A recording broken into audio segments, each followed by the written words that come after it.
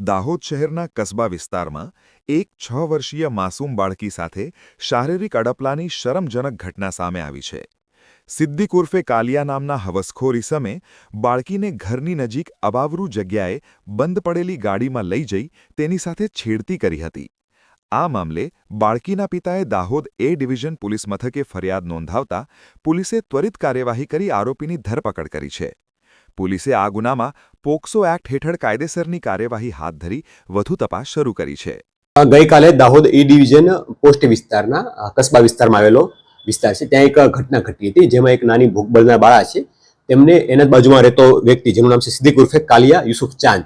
સિદ્દીક કાલિયા દ્વારા એ બાળકીને લઈ જઈ અને ગાડીમાં લઈ જઈ અડપલા કર્યા હતા અને એમની પાસે બીભત્સ વર્તન કરીને અશોભની ભાષાનો ઉપયોગ કર્યો હતો. અને આ બાબતની જાણ પરિવાર થતાં પરિવાર દ્વારા આ વ્યક્તિ વિરુદ્ધ ફરિયાદ દાખલ કરવામાં આવી છે અને ફરિયાદના અન્વયે દાહોદ એ ડિવિઝન પોસ્ટ દ્વારા આ વ્યક્તિની ધરપકડ કરવામાં આવી છે અને કાયદેસરની કાર્યવાહી હાથ ધરવામાં આવેલી છે.